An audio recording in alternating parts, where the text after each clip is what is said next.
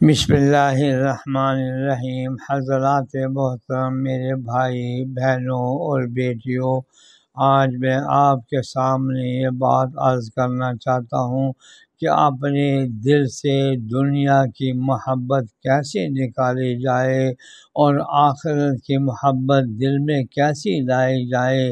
اس کا طریقہ یہ ہے کہ تھوڑا سا وقت نکال کر انسان اس بات کا مراقبہ کرے کہ دن رات ہم غفلت میں مبتلا ہیں، مرنے سے غافل ہیں، اللہ کے سامنے پیش ہونے سے غافل ہیں، حساب و کتاب سے غافل ہیں، جزا اور سزا سے غافل ہیں، آخرت سے غافل ہیں،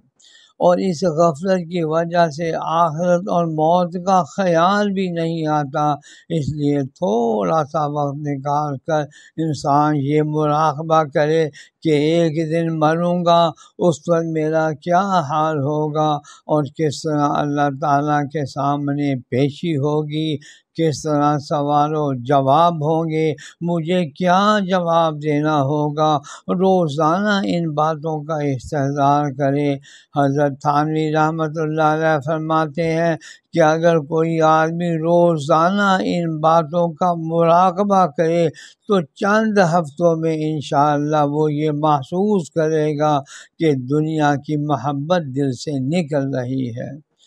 حدیث میں حضرت صلی اللہ علیہ وسلم نے فرمایا، جو شخص اس طرح صبح کرے کہ اس کو 3 چیزیں حاصل ہوں۔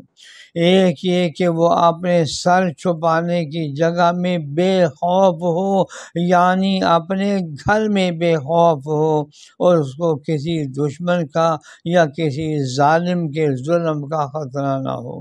اور دوسرا یہ کہ اس کے بدن میں اس کو تکلیف نہ ہو بلکہ صحت اور عافیت کی حالت میں ہو، اور تیسرا یہ کہ اس کے پاس ایک دن کے کھانے کا انتظام موجود ہو۔ جس شخص کو یہ 3 چیزیں حاصل ہوں اس کو گویا پوری کی پوری دنیا تمام اسباب کے ساتھ جمع کر کے